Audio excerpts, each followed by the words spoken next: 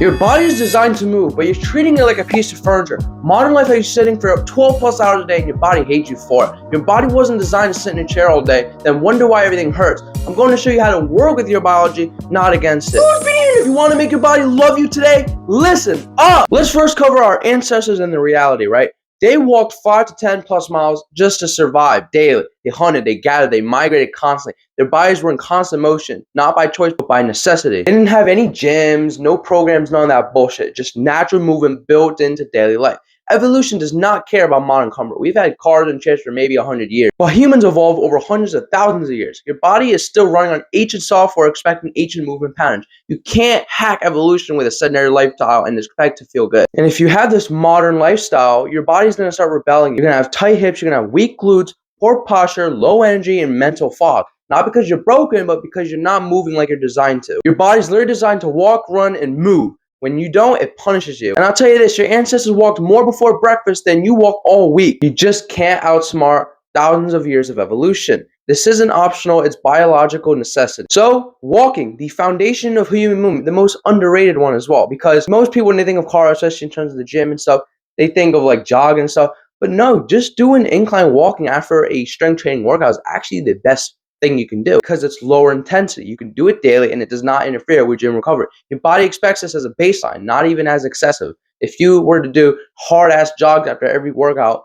and you train 5 times a week, you're doing 5 heavy jogs throughout the week along with the gym, you're not going to be able to recover as well. But if you were to do little slow but high incline walks for 30 minutes or so at a very slow speed, being in zone 2 cardio with your heart rate, you'll be able to recover a lot better. And that's what a lot of people do for maximum gain. If you want to learn more on how to use it as a warm-up tool before your workouts, check out that short. It goes into detail with that. To really make use of this, you got to aim for at least 10,000 steps a day daily. And it's really not that hard. All I got to do is walk around the house for like 20, 30 minutes at a time after each meal. And I already get my 10,000 steps. And if I do cardio at the gym, that's probably going to be more 12,000-ish, but still be like 10,000. So if you were to just do some cardio at the gym and then, after every meal you walk like 15, 20 minutes around your house, you already get 10,000 steps and it's not even going to interfere with your gains or recovery at all. You're not even going to really feel anything because it's so low intensity. It's not about the quality of the cardio. It's all about just the steps. How many steps are you getting? And I'm not just saying the class is 10,000 steps because some fitness guru said so, right? This is closer to what your body expects based on ancestral patterns. Break it up. Morning walk between classes, walk after meals, whatever. The exact specific benefits of walking includes improving circulation, it aids recovery, it clears mental fog, keeps joints mobile, prevents hip and ankle stiffness. It's based on moving. Your body just needs to function properly. Don't sell this walking shit as a miracle cure. Frame it more as this is the minimum your body expects. Anything less and you're operating below baseline. This shit isn't that hard. If you're not walking daily, you're just fighting your own biology at this point. If you want to start running more often and jogging instead of just walking, start with slow jogs if you're not conditioned, right? And build up gradually. Your body will adapt because it's designed to. You mix it in with walks, jog a couple minutes, walk 3 minutes, whatever you got to do. Interval training and hit cardio can also be decent as well. But with a lot of people think they got to jog all these miles right away just to seem like they're doing the right thing and that they're doing something good enough or hard enough. No, you got to build up. That would be way better on your system. You're not just shocking the system too much. You're actually building yourself up because your lung capacity isn't there yet. Build it up. If you go too quick into it, you're going to start probably feeling sick. And by the way, if you're going to walk and jog a lot more often to make your body love you, right, definitely eat more because you don't want to be feeling weak before the shit. If you're going to go for a jog especially, you better slam down some quick digesting carbs beforehand so you have energy, all right? Now, I know you don't want to run, or your ancestors didn't want to run either, but they did anyway because survival required it. This is not punishment, it's biological maintenance. You don't need to love running at all, but you should do it. Now, as a bonus, icing on the cake tactic after these jogs and walks I'm talking about, yes, that'll make your body love you, but if you want to make your body love you even more and feel like the man, do cold showers right after a jog. You're going to be sweating anyway. You're going to be feeling gross. Why not take a nice cold shower, a refreshing one as well?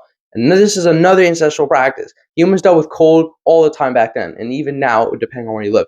Modern comfort, like hot showers all the time and heating, has made us more soft. Your body responds powerfully to cold stress. Now, I'm not saying you have to do cold showers all the time. You can mix in some hot and cold when you do your shower session. You can start off with cold, then go to warm, and then go end off with cold again. I think that's the way to go because you're getting a little more cold than warm, but you're still getting that warm in there as well, so that you're not suffering the entire time. Your shower should only be like 10 minutes max. And why I say it makes you feel like the shit afterwards is that it gives you a temporary testosterone boost. And I'm not just saying this because, it's me and I'm just pulling out my ass and bro science. No, there's actually been proven studies that it does increase testosterone by about 15 to 20% for a couple hours afterwards. It also improves circulation and recovery. It improves mental toughness training, like discipline. You build discipline. And then there's a dopamine release as well, a natural mood boost that lasts. You have better immune function and reduced inflammation. This is why people like Ashton Hall do ice baths and cold plunges and shit. Now, you don't have to go that far, but if you just put some cold-ass water in your face for a while, especially in the morning, you do a morning shower and out after a morning jog, then you will debloat, and that will make you look a lot more attractive. Now, if you want to look more attractive and see what girls think, check out that video right above.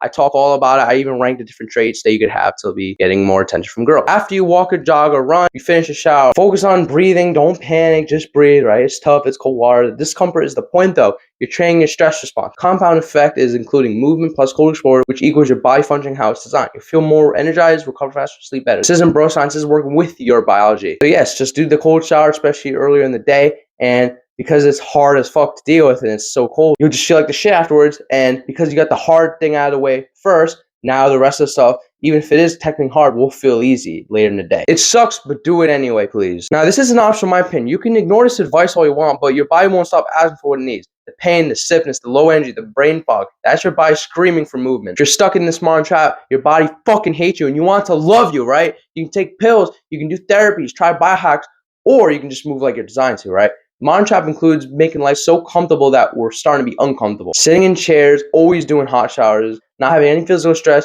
Your body thinks something is wrong, right? Going back to the basics isn't aggression, it's optimization. So after all that talk, this is my actionable challenge for you. Start walking 10,000 steps a day.